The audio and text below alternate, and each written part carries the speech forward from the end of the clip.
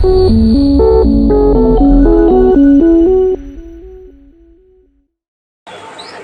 আলাইকুম সম্মানিত viewers, cook and craft with Tonni চ্যানেলে সবাইকে স্বাগতম। আজকে আমি যে রেসিপিটা আপনাদের সঙ্গে শেয়ার করতে যাচ্ছি সেটা হলো ঝাটকা মাছের ভুনা। এই রেসিপিতে যাওয়ার আগে সবার কাছে অনুরোধ রইল, আপনারা প্লিজ আমার চ্যানেলটা সাবস্ক্রাইব করে বেল আইকন অন করে দিবেন। তো চলুন আর দেরি না করে শুরু করা যাক। ঝাটকা মাছের রেসিপিটি রান্না করার জন্য সর্বপ্রথমেই কড়াইতে তেল নিয়ে খুব ভালো মতো গরম করে নিতে হবে। তারপর একে একে মাছগুলো হলুদ লবণ মাখিয়ে ভেজে নিতে হবে। আমি এখানে 4টে মাছ রান্নার জন্য ব্যবহার করছি।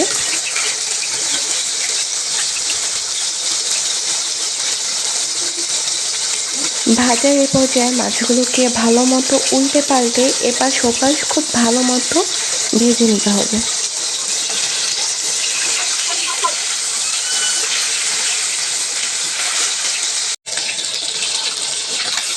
দেখতেই পাচ্ছেন আমার মাছগুলো খুব ভালোভাবে ভাজা হয়ে গেছে।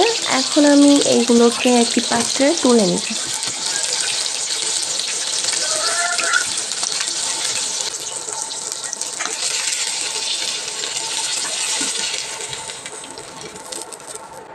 এখন আমি এই তেলের মধ্যে আরও কিছুটা তেল অ্যাড করে নিচ্ছি এবং এর ভেতরে আমি পেঁয়াজ দিয়ে খুব ভালো মতো ভেজে নেব। একেবারে ভাজা ভাজা করবো না, হালকা বাদামি করে ভাজবো।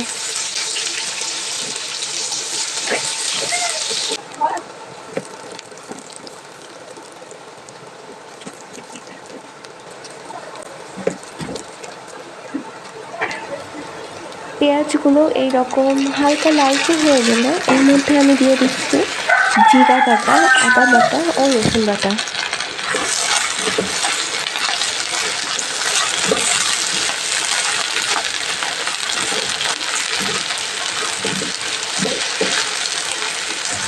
এই মশলাটা কিছুক্ষণ কষিয়ে নিয়ে এর ভিতর হালকা পানি দিয়ে নিচ্ছি, যাতে করে গুঁড়া মশলা দেওয়ার পর পুড়ে না যায়। এরপর একে একে দিয়ে দিব পরিমাণ মতো লবণ, মরিচের গুঁড়ো, হালকা গরম মশলার গুঁড়ো, হলুদ এবং ধনিয়া গুঁড়ো। এই মশলাগুলোকেও এখন নেড়ে চেড়ে নিয়ে খুব ভালো মতো কষিয়ে নিতে হবে। এই পর্যায়ে আমি সামান্য পানি যোগ করে নিলাম।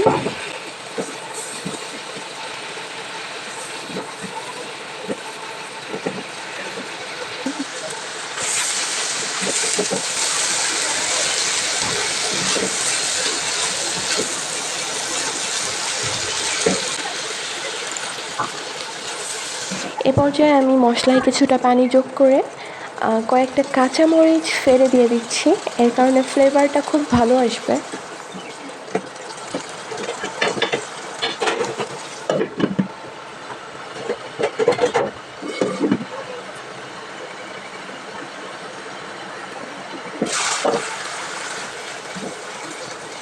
এরপর মশলাটা ঢাকা দিয়ে কিছুক্ষণ রান্না করে নিব।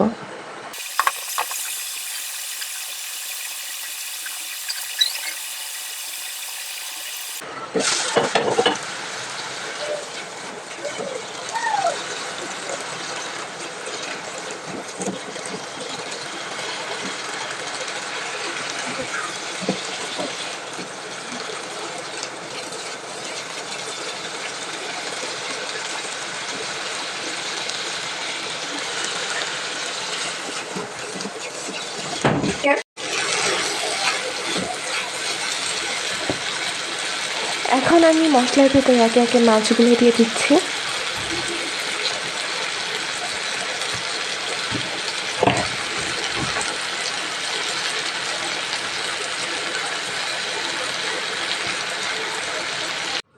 এ পর্যায়ে হালকা হাতে মাছগুলো নেড়ে মাছের গায়ের সঙ্গে মশলাগুলো খুব ভালোভাবে মেখে নিতে হবে।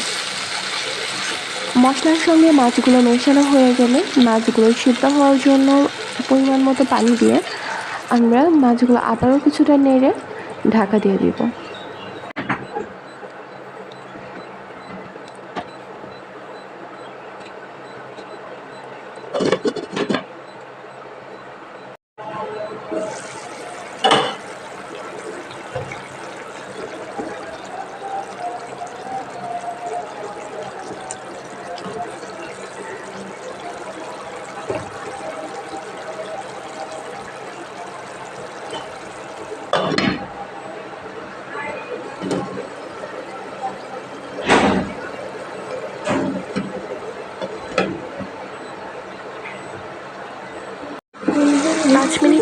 ঢাকনাটা তুলে একটু নেড়ে চেড়ে দিয়ে আবারও ঢেকে দেব।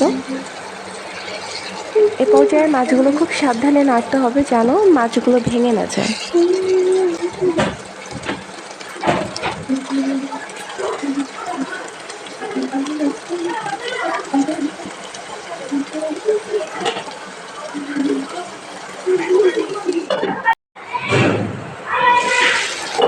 প্রায় আরও 5 মিনিট পর ঢাকনা তুলে দেখুন ঝোলগুলো একেবারেই শুকিয়ে এসেছে আর মশলাটা একেবারে মাছের গায়ে গায়ে লেগে আছে।